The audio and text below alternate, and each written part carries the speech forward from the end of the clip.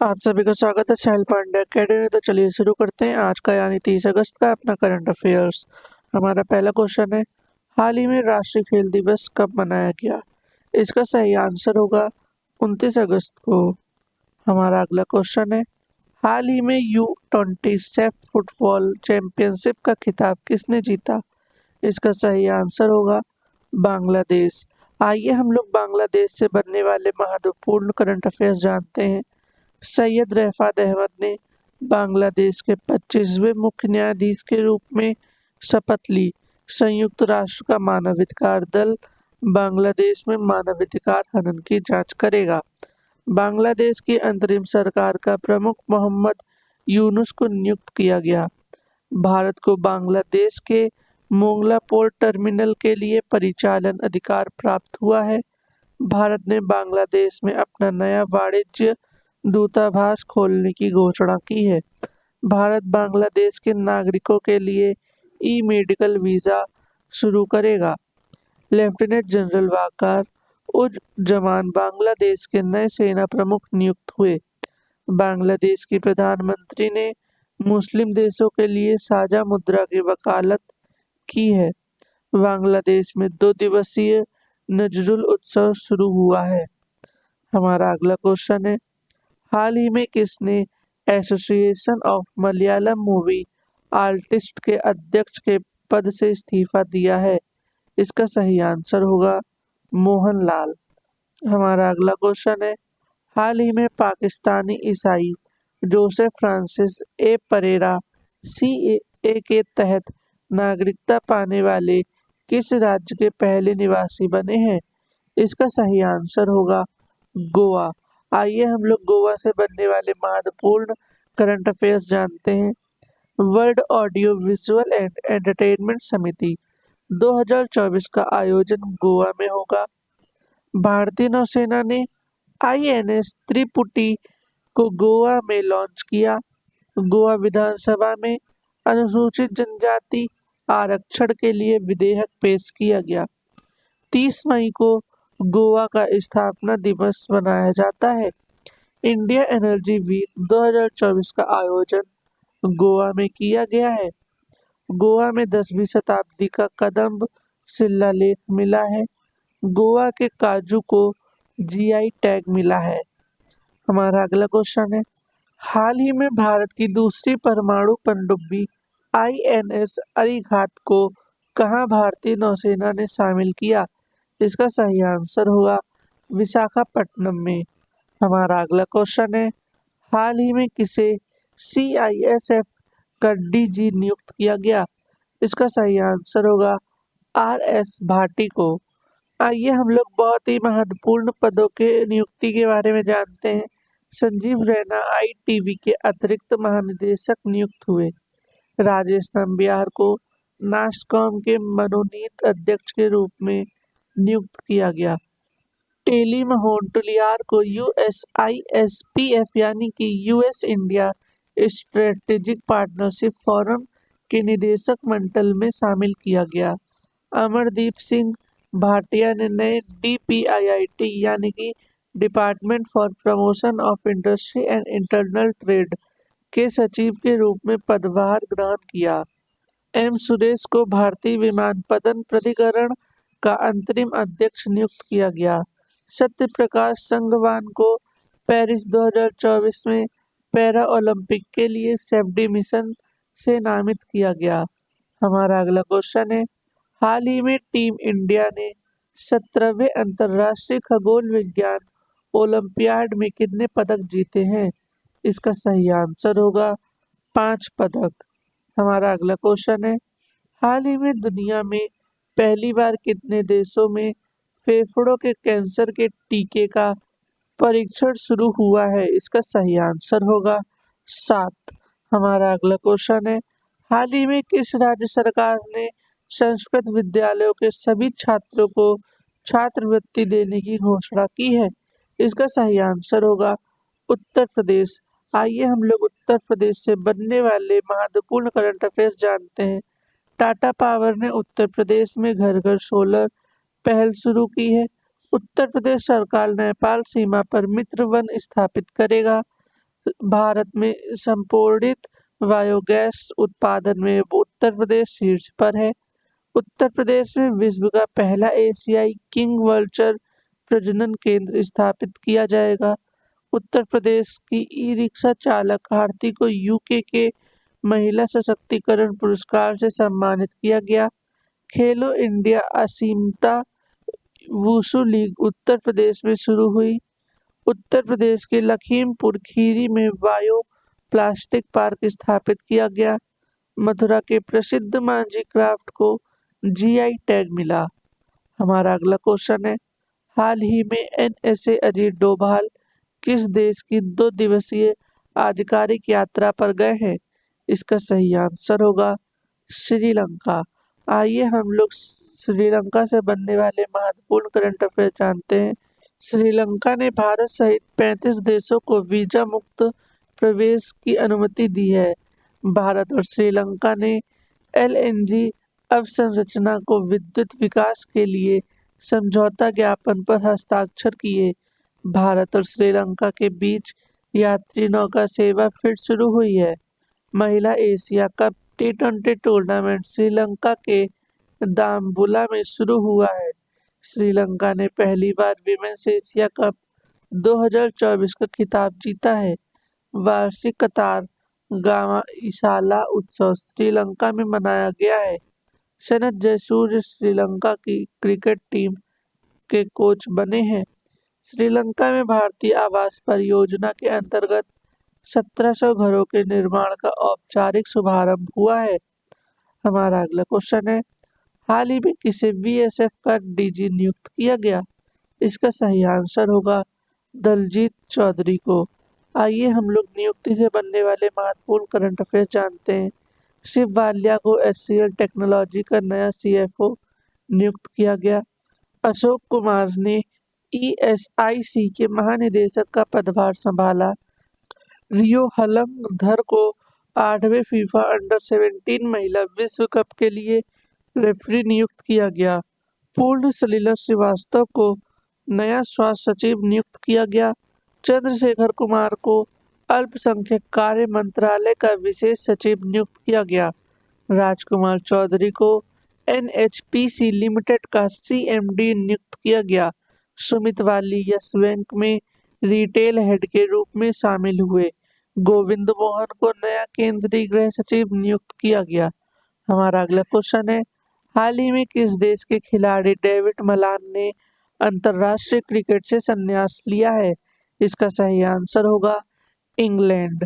हमारा अगला क्वेश्चन है, हाल ही में एनजीटी ने अपशिष्ट प्रबंधन में विफलता के लिए किस राज्य पर 1000 करोड़ रुपए का जुर्माना लगाया है? इसका सही आंसर होगा पंजाब। आइए हम लोग पंजाब से बनने वाले महत्वपूर्ण करंट अफेयर जानते हैं। 5 वर्ष की उम्र में माउंट किलिमंजारो पर चढ़ने का नया रिकॉर्ड तेगवीर सिंह ने बनाया। पंजाब ने प्रारंभिक बाल्यावस्था शिक्षा को बढ़ावा देने के लिए आरंभ कार्यक्रम शुरू किया। लोकसभा चुनाव के लिए शुभमन गिल पंजाब के स्टेट आइकन बने। सभी दुर्घटना हॉटस्पॉट को मैप करने वाला पहला राज्य पंजाब बना। पंजाब के मुख्यमंत्री ने डोर स्टेप सेवाओं के लिए योजना शुरू की। पंजाब के मुख्यमंत्री को सर्टिफिकेट ऑफ एक्सीलेंस से सम्मानित किया गया। पंजाब सरकार ने राज्य को नशा मुक्त बनाने के लिए मिशन होप इनिशिएटिव शुरू किया। पंजाब के नवम पिंड सरदरम गांव को सर्वश्रेष्ठ पर्यटन गांव का पुरस्कार मिला। हमारा अगला क्वेश्चन है, हाल ही में भारत और किस देश के बीच नौसेना स्तर पर सहयोग को मजबूत करने के लिए नई दिल्ली में बैठक हुई है? इसका सही आंसर होगा दक्षिण अफ्रीका। हमारा अगला क्वेश्चन है, हाल ही में नेप 2020 के तहत शिक्षा के अंतर्राष्ट्रीयकरण पर कहाँ कार्यक्रम आयोजित किया गया? इसका सही आंसर होगा नई दिल्ली में। तो इसी के साथ हमारे एमसीक्यूज करंट अफेयर्स खत्म होते हैं। आइए हम लोग जानते हैं इन्हीं करंट अफेयर्स को और भी डिटेल में। तो चलिए शुरू करते हैं। हमारा पहला करंट अफेयर बन रहा है इंटरनेशनल से, तो चलिए जानते हैं। एसए अजीत डोभाल 2 दिन की यात्रा पर कोलंबो पहुंचे। राष्ट्रीय सुरक्षा सलाहकार अजीत के डोभाल गुरुवार 29 अगस्त को कोलंबो पहुंचे। वे कोलंबो सुरक्षा सम्मेलन में शामिल होंगे। CSC एक भारत, श्रीलंका और मालदीव का त्रिपक्षीय समुद्री सुरक्षा समूह है। इसका गठन साल 2011 में किया गया था। आइए हम लोग इसको डिटेल में जानते हैं। यात्रा के दौरान डोभाल कोलंबो सुरक्षा सम्मेलन के विचार विमर्श की समीक्षा करने वाले हैं। इसके अलावा उनका पॉलिटिकल लीडर से मिलने का भी कार्यक्रम है। साल 2011 में गठन के बाद CSC में 3 देश भारत, श्रीलंका और मालदीव शामिल थे। CSC में राष्ट्रीय सुरक्षा सलाहकारों की 5वीं बैठक में चौथे सदस्य के रूप में मॉरिशस शामिल किया गया।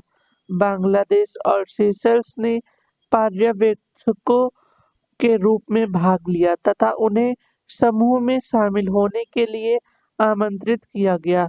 CSC के राष्ट्रीय सुरक्षा सलाहकारों की 5वीं बैठक ने क्षेत्रीय सुरक्षा को बढ़ाने और मजबूत करने के लिए 5 प्रमुख क्षेत्रों की पहचान की थी। आइए जानते हैं वो पहचान क्या है। पहला है रक्षा और समुद्री सुरक्षा, दूसरा आतंकवाद और कट्टरवाद का मुकाबला, तीसरा है अवैध व्यापार और अंतर्राष्ट्रीय संगठित अपराध का सामना करना, चौथा है साइबर सुरक्षा, महत्वपूर्ण इंफ्रास्ट्रक्चर और टेक्नोलॉजी की सुरक्षा, पांचवा है मानवीय सहायता और आपदा राहत।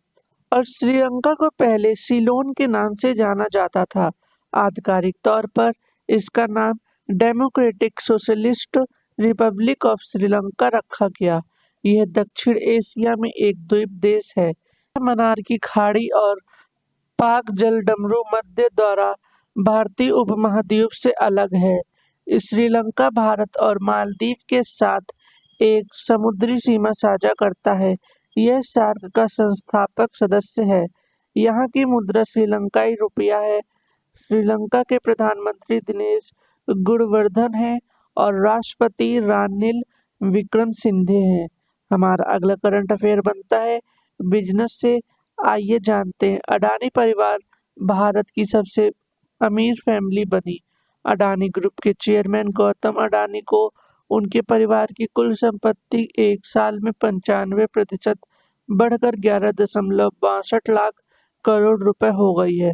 अडानी परिवार ने अपनी टोटल वेल्थ में पिछले एक साल में 5,65,503 करोड़ रुपए जोड़े हैं।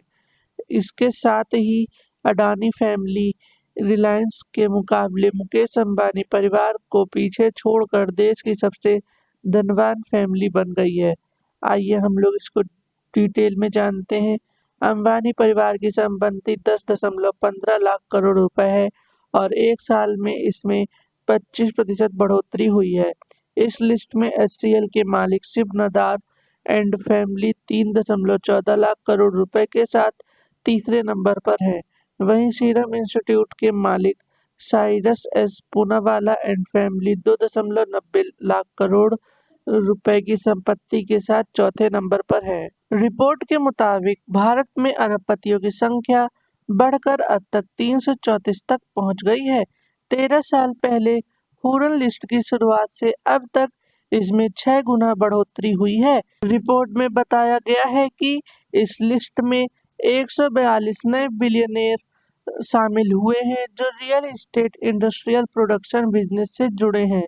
गौतम अडानी की अगुवाई वाला अहमदाबाद का अडानी ग्रुप इंफ्रास्ट्रक्चर सेक्टर में प्रमुख रूप से काम करता है। यह देश के सबसे बड़े प्राइवेट पोर्ट का मालिक है और ग्लोबल कोल ट्रेडिंग में इसकी प्रमुख भूमिका है। गौतम अडानी के ग्रुप की प्रमुख कंपनी अडानी इंटरप्राइजेस है। हमारा अगला करंट अफेयर है रिलायंस डिज्नी के विलय को CCI की मंजूरी। कंपटीशन कमीशन ऑफ इंडिया ने रिलायंस की सब्सिडियरी कंपनी वेकॉम 18 को डिज्नी इंडिया के मीडिया एसेट के विलय को मंजूरी दे दी है। यह फैसला 28 अगस्त 2024 को सार्वजनिक किया गया। इस ज्वाइंट वेंचर की वैल्यू 70,350 करोड़ रुपए है, जिसमें रिलायंस 11,500 करोड़ रुपए डालेगी। आइए हम लोग इसको डिटेल में जानते हैं। ज्वाइंट वेंचर में 16.34% हिस्सेदारी रिलायंस इंडस्ट्रीज की और 46.82% हिस्सेदारी वायाकॉम 18 और 36.84% हिस्सेदारी डिज्नी की होगी। इस लिहाज से कंपनी पर मालिकाना हक रिलायंस इंडस्ट्रीज का होगा। इस नई कंपनी के बोर्ड में 10 लोग होंगे, जिसमें रिलायंस के 5, डिज्नी के 3 और 2 स्वतंत्रता निदेशक होंगे। विलय के बाद जो कंपनी बनेगी उसकी चेयरपर्सन नीता अंबानी होंगी। वहीं वॉल्ट डिज्नी के पूर्व एग्जीक्यूटिव उदय शंकर इस कंपनी के वाइस चेयरमैन होंगे। 29 अगस्त को रिलायंस इंडस्ट्रीज की 47वीं एनुअल जनरल मीटिंग यानी एजीएम है और उससे एक दिन पहले विलय को मंजूरी मिली है। फरवरी 2024 में रिलायंस समूह की कंपनी वेकॉम 18 और डिज्नी इंडिया की भारतीय इकाई स्टार इंडिया ने विलय की घोषणा की थी। इस विलय का लक्ष्य भारत का सबसे बड़ा टीवी और डिजिटल स्ट्रीमिंग प्लेटफॉर्म बनाना था। रिलायंस भारत की सबसे बड़ी प्राइवेट सेक्टर कंपनी है, जिसका मार्केट कैप 20,29,710.68 करोड़ रुपए है। रिलायंस अभी हाइड्रोकार्बन एक्सप्लोरेशन और प्रोडक्शन, पेट्रोलियम रिफाइनिंग और मार्केटिंग, पेट्रोकेमिकल्स, एडवांस मटेरियल और composite, renewable energy, digital service और रिटेल सेक्टर में काम करती है। सीसीआई भारत सरकार का एक संवैधानिक निकाय है जो कॉम्पिटिशन एक्ट 2002 के प्रवर्तन के लिए उत्तरदायी है। कॉम्पिटिशन एक्ट के अनुसार आयोग में एक अध्यक्ष और 6 सदस्य होते हैं, जिन्हें केंद्र सरकार द्वारा नियुक्त किया जाता है। हमारा अगला करंट अफेयर है। Berkshire Hathaway $1 trillion market cap वाली पहली नॉन टेक कंपनी बनी है। वर्कशायर हैथवे ने बुधवार 28 अगस्त को पहली बार $1 ट्रिलियन के मार्केट कैप को पार किया। ये मुकाम को हासिल करने वाली दुनिया की पहली कंपनी नॉन टेक बनी है। इस मुकाम पर 6 और कंपनियां पहुंच चुकी हैं। आइए हम लोग इसको डिटेल में जानते हैं। हैथवे ने यह उपलब्धि ऐसे वक्त हासिल की है जब उसने अपने पोर्टफोलियो की दूसरी सबसे बड़ी कंपनी बैंक ऑफ अमेरिका के 8,245 करोड़ रुपए के शेयर बेचे। कंपनी जुलाई से बैंक ऑफ अमेरिका के 12.9 करोड़ शेयर 45,338 करोड़ रुपए शेयर में बेच चुकी है। इस साल बैंक ऑफ अमेरिका के शेयर 31% तक बढ़ चुके हैं। इससे पहले उन्होंने एप्पल को अपनी करीब 50% हिस्सेदारी बेची थी। वॉरेन बफेट 30 अगस्त को 94 साल के हो जाएंगे।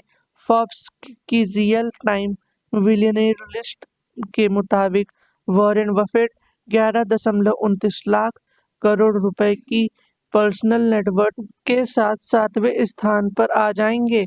अमीरों की लिस्ट में टेस्ला के मालिक एलॉन मस्क 19.5 लाख करोड़ की नेटवर्थ के साथ टॉप पर हैं।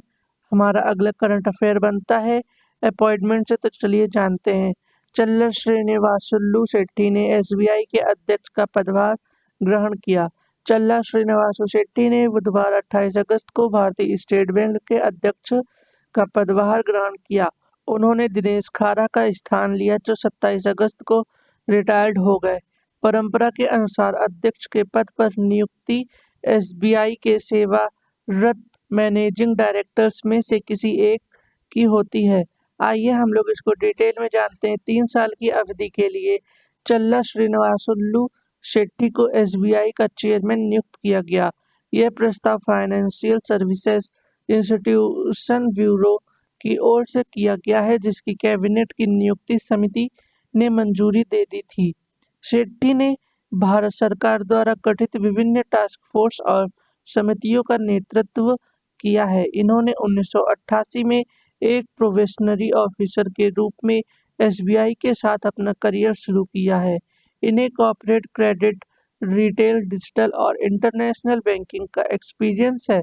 शेट्टी के अलावा राणा आशुतोष कुमार सिंह को एसबीआई में प्रबंध निदेशक के रूप में कार्यभार संभाला है।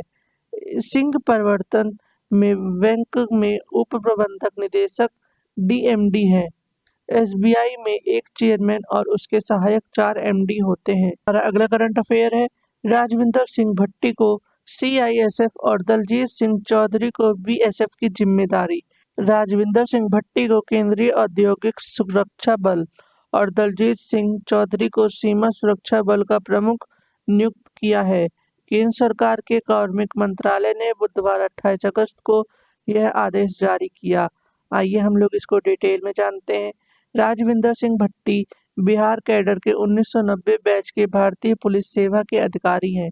भट्टी को पदभार ग्रहण करने की तिथि से 30 सितंबर 2025 को उनकी रिटायरमेंट तक के कार्यकाल के लिए सीआईएसएफ के डायरेक्टर जनरल बने रहेंगे। भट्टी को राष्ट्रीय ख्याति तब मिली जब उन्होंने नवंबर 2005 में सीवन के पूर्व सांसद मोहम्मद शहाबुद्दीन को उनके दिल्ली आवास से गिरफ्तार किया था। भट्टी 2022 से बिहार के डीजीपी थे। डीजीपी बनने से पहले वो पटना के सिटी एसपी के साथ साथ सीवान और पूर्णिया जिलों के एसपी रह चुके हैं। वहीं दलजीत सिंह उत्तर प्रदेश कैडर के 1990 बैच के आईपीएस ऑफिसर हैं। वे 30 नवंबर 2025 तक के कार्यकाल के लिए बीएसएफ डायरेक्टर जनरल बने रहेंगे। तो इसी के साथ आज का हमारा करंट अफेयर्स खत्म होता है। वीडियो को लाइक करें, शेयर करें और सब्सक्राइब करना बिल्कुल न भूलें। हम कल फिर मिलेंगे अपने नए करंट अफेयर्स के साथ में।